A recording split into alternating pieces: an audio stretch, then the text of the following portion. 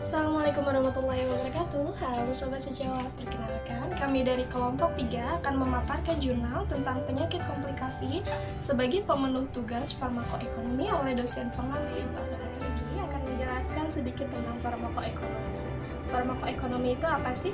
Farmakoekonomi itu adalah ilmu yang mengukur biaya dan juga hasil yang diperoleh dihubungkan dengan penggunaan obat dalam perawatan kesehatan itu sendiri dengan tujuan untuk mengetahui efektivitas biaya, manfaat serta tingkat kepuasan suatu program kesehatan yang dilakukan di instalasi kesehatan. Ada 3 jurnal yang akan kami paparkan, yaitu jurnal yang pertama yang berjudul Analisis Efektivitas Biaya Antihipertensi pada Pasien Hipertensi Komplikasi Diabetes Mellitus Tipe 2 rawat inap di RSUD Dr. Muwardi pada tahun 2017, dan yang kedua yang berjudul Analisis Biaya Obat Antihipertensi antara kombinasi ramipril spironolakton dengan valsartan pada pasien gagal jantung kongesif di RS Pemerintah XY di Jakarta pada tahun 2014, dan yang ketiga yang berjudul Efektivitas Biaya Avatrombopag untuk pengobatan trombositopenia pada pasien dengan penyakit hati kronis.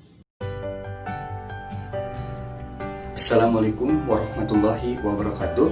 Saya Dimas Muhammad Iqbal.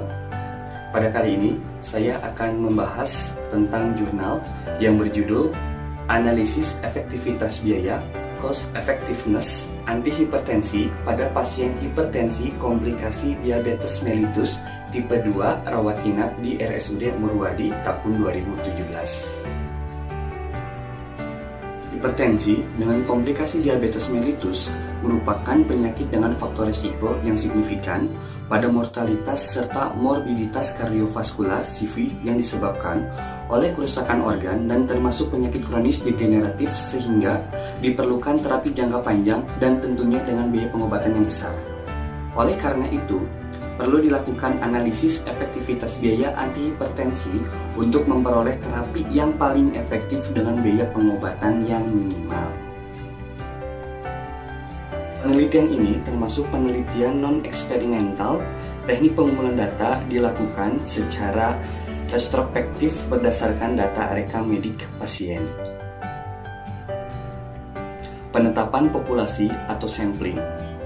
Sampel yang digunakan berupa data rekam medik pasien hipertensi komplikasi diabetes mellitus tipe 2 di RSUD Dr. Murwadi, Surakarta.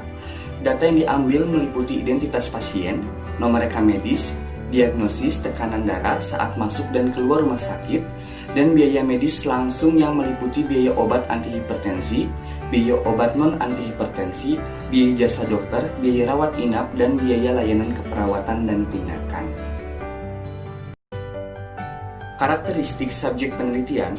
Pada penelitian dilakukan dengan penggunaan teknik purposive sampling, yaitu dengan memilih pasien yang sesuai dengan kriteria tertentu, baik kriteria inklusi maupun kriteria eksklusi. Kriteria inklusi ialah pasien menjalani rawat inap di RSUD Dr. Muwardi, Surakarta tahun 2017. Pasien yang didiagnosis menderita hipertensi komplikasi diabetes mellitus tipe 2. Pasien berusia lebih dari 18 tahun. Pasien yang diterapi dengan antihipertensi selama periode tahun 2017 pada pengobatannya. Kriteria eksklusi ialah pasien dalam keadaan hamil, data pasien yang hilang, rusak, tidak lengkap atau tidak terbaca, dan pasien meninggal dunia. Pada penelitian ini terdapat beberapa keterbatasan, yaitu hanya digunakan data biaya medis langsung pasien tanpa mempertimbangkan biaya medis tidak langsung pada masing-masing pasien. Selain itu, pasien yang termasuk dalam kriteria inklusi hanya berjumlah 41 pasien, serta pengambilan data secara retrospektif sehingga tidak bisa dilakukan konfirmasi data yang kurang jelas baik pada dokter maupun pasien. Baik diabetes atau hipertensi dapat memunculkan berbagai komplikasi tanpa gejala.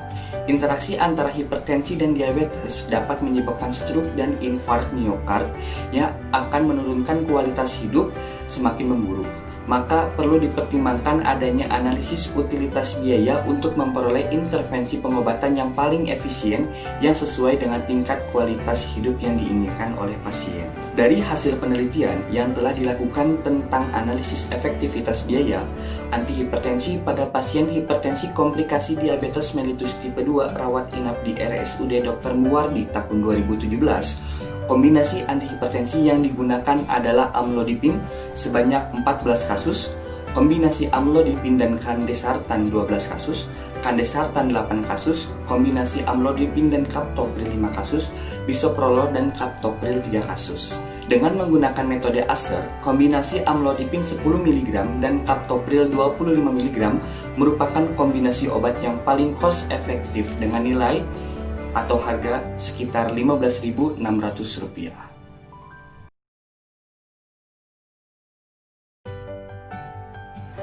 Baik, jurnal yang kedua, di sini saya akan menjelaskan tentang analisis efektivitas biaya obat antihipertensi antara kombinasi ramipril spironolactone dengan valsartan pada pasien gagal jantung domestik di Rumah Sakit Pemerintah RCA di Jakarta pada tahun 2014. Hipertensi merupakan salah satu faktor resiko gagal jantung karena mempengaruhi pembuluh darah di jantung.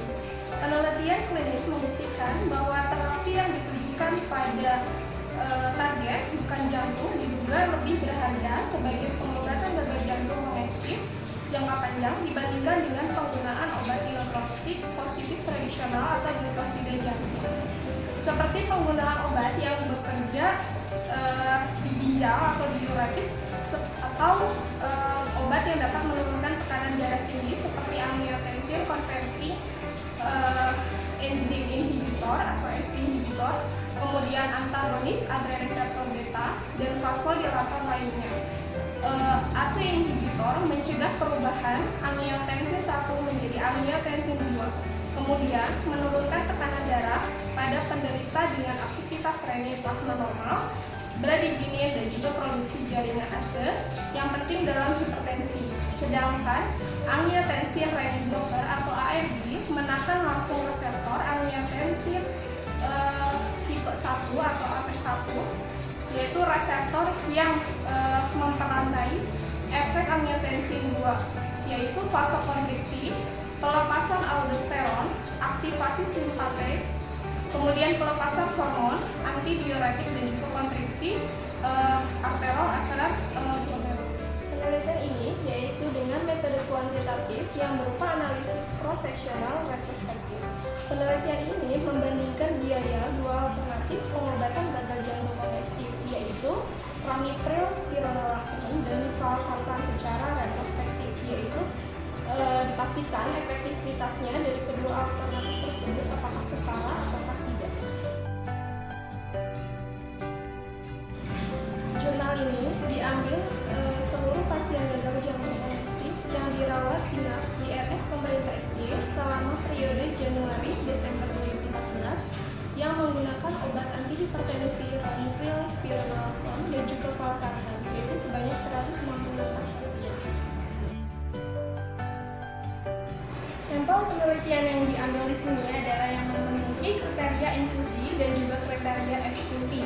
Kriteria inklusi sendiri, yang pertama itu adalah diagnosis utama gagal jantung kongestif, kemudian yang kedua pasien gagal jantung kongestif yang menggunakan kombinasi ramipril spironolactone, yang ketiga penggunaan dosis ramipril 2,5 sampai dengan 10 mg dan juga spironolactone 25 sampai dengan 100 mg, yang keempat pasien gagal jantung kongestif yang menggunakan valsartan, kemudian yang kelima penggunaan dosis valsartan 40 sampai dengan 160 mg, dan yang keenam usia dewasa sampai dengan lansia, yang ketujuh pasien yang dirawat inap selama tahun 2014, yang kedelapan adalah tidak menggunakan obat antihipertensi lainnya di waktu yang bersamaan, kemudian yang kesembilan tidak menggunakan obat yang mempengaruhi tekanan darah secara bersamaan, dan yang terakhir tidak menggunakan injeksi furosemid di waktu yang bersamaan.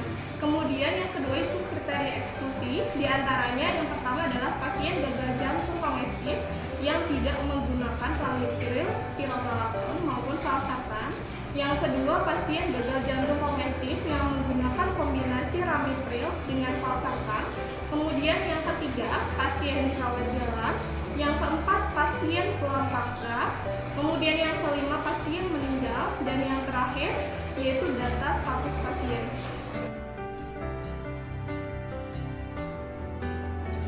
Dari 164 populasi didapatkan rancangan sampel yang memenuhi kriteria inklusi dan juga eksklusi sebanyak 30 kasus untuk obat Ramipril dan 40 kasus untuk obat Valsartan, sehingga total rancangan sampel sebanyak 30 kasus. Analisis bivariat dilakukan untuk mengetahui gambaran distribusi pasien gagal jantung kongestif di rawat inap RS pemerintah (SY) selama tahun 2014 berdasarkan karakteristik individu. Penelitian ini menggunakan perspektif RS. Biaya yang dihitung adalah biaya langsung medis dengan komponen biaya obat, biaya rawat inap, dan biaya jasa dokter. Kemudian selanjutnya dilakukan identifikasi besarnya efektivitas pilihan pengobatan dengan efektivitas obat golongan ACE inhibitor dan juga angiotensin renin blocker dari literatur uji klinis. Kemudian dilakukan pengukuran penurunan tekanan darah sistolik setelah pemberian obat. Kemudian dilakukan uji statistik bivariat untuk menentukan apakah efektivitasnya setara atau tidak. Selanjutnya, melakukan analisis minimalisasi biaya. Dari hasil penelitian ini dapat disimpulkan bahwa obat Valsartan memberikan nilai terbaik, yaitu nilai rupiah yang terendah dan menjadi pilihan yang lebih cost minimize dibandingkan obat Ramipril spironolactone. Yang kedua itu adanya penghematan pada rata-rata biaya total pengobatan gagal jantung kongestif menggunakan obat Valsartan sebesar Rp96.820 per pasien. Dan yang terakhir itu adanya penghematan pada biaya rawat inap menggunakan obat Valsartan sebesar Rp299.100 per pasien. Dan selanjutnya, jurnal ketiga yang berjudul Efektivitas Biaya Avatrombopag untuk Pengobatan Trombositopenia pada Pasien dengan Penyakit Hati Kronis. Trombositopenia sering terjadi pada orang dengan penyakit hati kronis yang sering menjalani prosedur invasif untuk meminimalkan resiko pendarahan. Transfusi trombosit profilaksis secara tradisional telah dilaksanakan, tetapi membawa banyak resiko. Tujuan penelitian ini adalah untuk mengevaluasi efektivitas biaya avatrombopag dibandingkan dengan transfusi trombosit dan lusutrombopag sebagai pengobatan trombositopenia pada pasien dewasa dengan penyakit hati kronis yang dijadwalkan untuk menjalani prosedur medis. Bentuk penelitian.